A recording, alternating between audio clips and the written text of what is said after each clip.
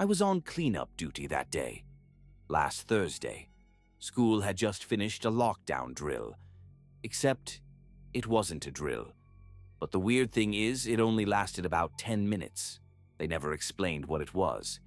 But then a teacher walked past the cafeteria and saw one student still sitting there. Her name was Elise, 5th grade. She was sitting completely still, facing forward, hands flat on the table. Her eyes didn't move when the teacher called her name, didn't blink. At first, they thought maybe she was in shock from the lockdown, but then she whispered something. She told me not to move. The teacher tried again, asked if Elise was okay. She didn't look up, didn't even flinch, just said it again, softer. She told me not to move, or she'd come back.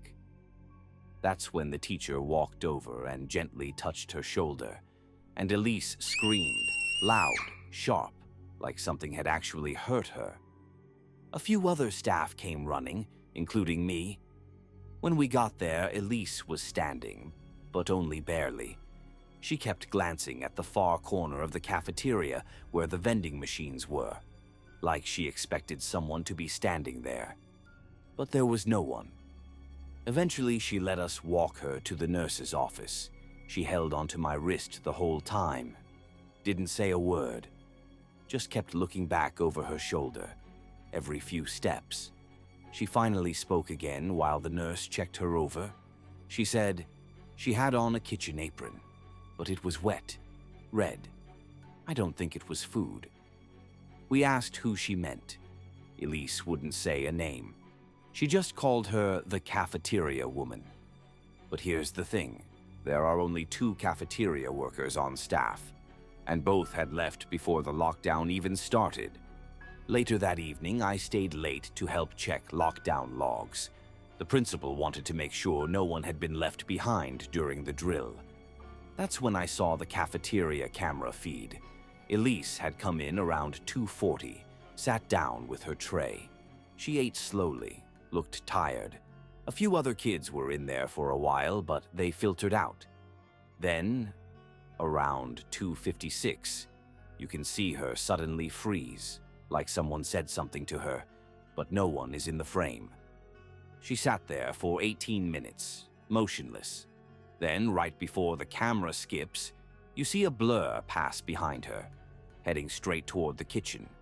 And then the lockdown alarm went off. The really creepy part? After the lockdown ended, we reviewed the back kitchen footage. At 3:04 p.m., the camera in the pantry closet goes black. When it comes back on 3 minutes later, there are wet footprints leading out of the pantry. The next morning, Elise didn't come to school. Her parents said she had a fever and was talking in her sleep. They weren't letting her out of her room. I asked if she said anything about the cafeteria. They said the same thing Elise had whispered to us. She told me not to move.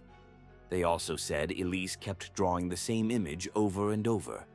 A woman with no eyes, wearing a red apron, standing in the doorway of the cafeteria. I don't know what happened during those 10 minutes, but it wasn't just a drill. And now every time I walk past the cafeteria, I can't help but check that far corner, by the vending machines. And sometimes when I walk past just as the final bell rings, I hear someone whisper, "Don't move."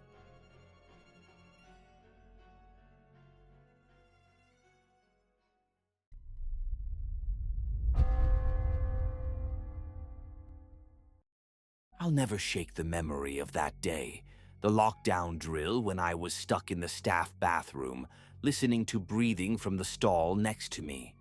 But I was alone.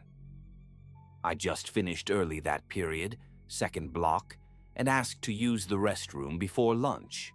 The teacher gave me a pass and I went to the staff one, since the student ones were closed for cleaning.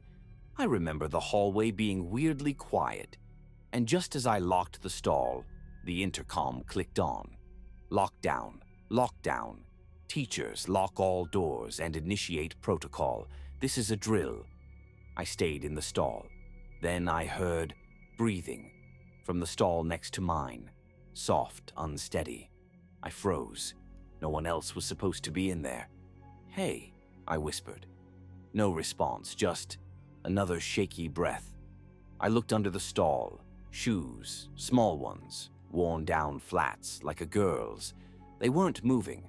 I should have said something, but I just waited, listened, more breathing, then a whisper, faint, right next to me.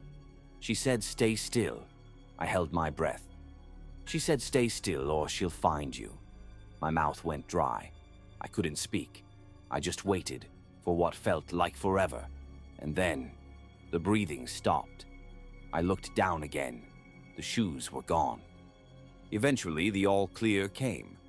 I left, fast walking back to class, too shaken to say anything. But as I sat down, my teacher looked at me and said, "I didn't think anyone was still in the bathroom."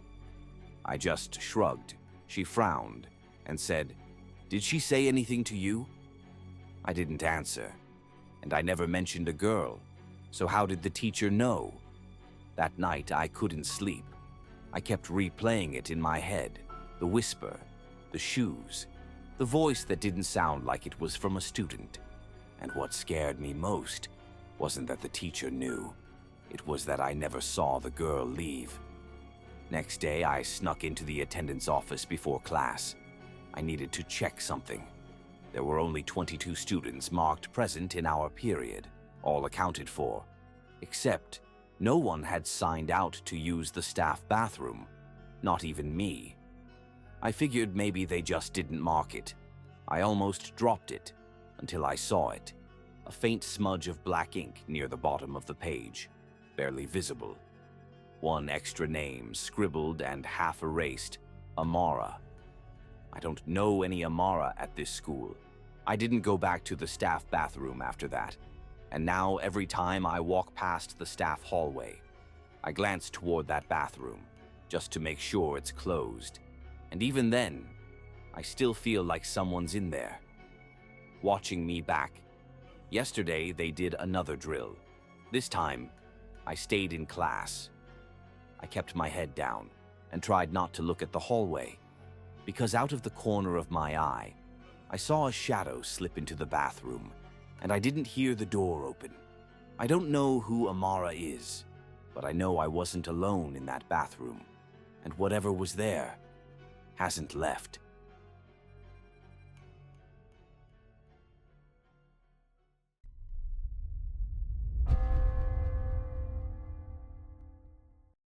I didn't realize how bad it had gotten until I looked up and saw the driver just staring at us through the mirror, not moving, not blinking, not saying anything.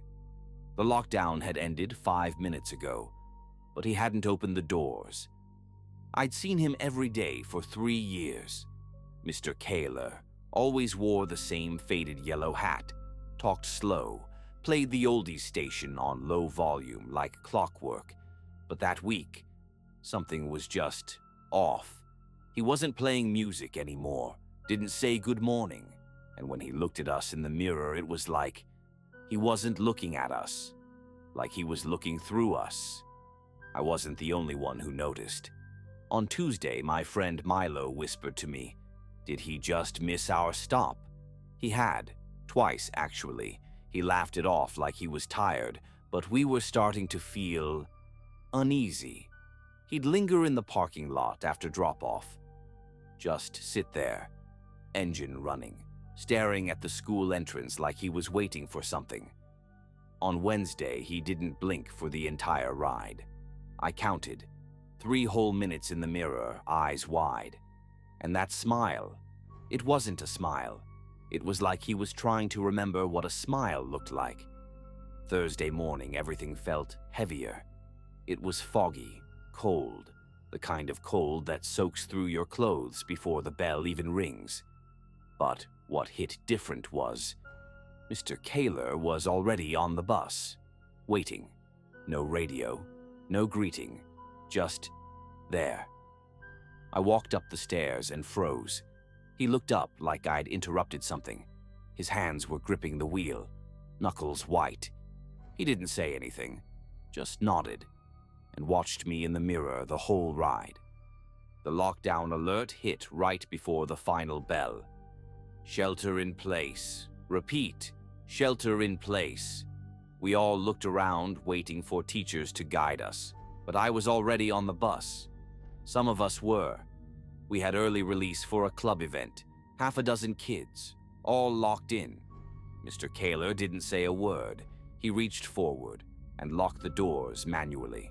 That's when Milo leaned forward and whispered, "What the hell is he doing?" And that's when we noticed he wasn't following the radio. He'd turned it off.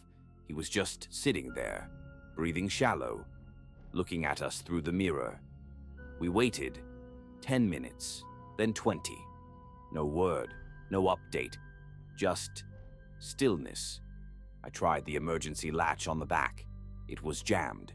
It wouldn't budge. Milo tried the side window, the kind you push out. It barely opened 3 inches before snapping back. That's when Anna started crying. She called her mom. Call dropped. No signal. Then someone asked, "Why hasn't he said anything?" We were watching him through the mirror. At one point, he mouthed something. It looked like a prayer, but the words didn't sound English, or Spanish, or anything I'd ever heard. Then he just started smiling. Not a real smile. His lips pulled back like a mask being stretched too far, teeth clenched, mouth trembling.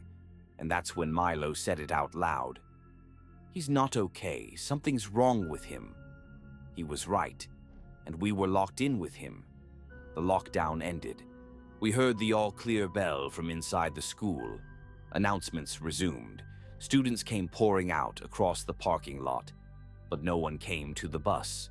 No one realized we hadn't left, because the bus was still there, still idling, still locked, with all of us inside. I don't know how long we waited. 10 minutes, 15. That's when a security guy walked out from the far side of the lot. He paused, looked at the bus. You could tell something wasn't right. He walked over, knocked on the door. No response. We saw him try the handle. Locked. He knocked again, then cupped his hands to the glass. His face changed. He could see us. We were waving, crying, yelling. He radioed someone. Then another guy came. Then a third. It took 3 security guys to finally get the door open. When the door finally hissed open, Mr. Kaler didn't move. He was still gripping the wheel, still smiling, eyes wide. One of the security guys stepped up, put a hand on his shoulder, and that's when he spoke. But it wasn't a language.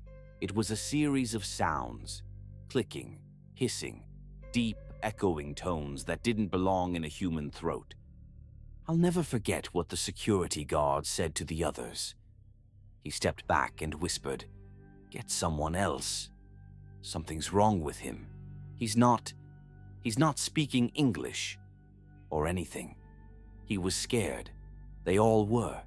They had to pull Mr. Kaler out of the seat. He didn't resist. He didn't blink. He just kept talking, in that voice, deeper than before, like it was echoing from behind his teeth. We were all sent home early that day, but that wasn't the end of it. They said Mr. Kaler wasn't arrested. He was taken to the hospital, and the weird part was, they never figured out what was wrong with him. No drugs in his system, no mental health history, no known illness. Nothing. They said he was unresponsive, sometimes muttering in other languages, but no one could get through to him. I didn't ride the bus for the rest of the year. My parents picked me up every day after that, and I couldn't let it go. I started looking into the things I remembered, the way his eyes rolled back, the strange breathing, the voices I know I heard in the dark. I didn't tell anyone, but I kept digging. What I found, they were symptoms, documented signs, old stories from different countries, possession cases. Every single thing matched. The voice distortions, the languages, the fixed, dead stare, even the unnatural calm after it was over. I don't know what happened on that bus, but I'm sure of one thing now. Something was inside Mr. Kaler.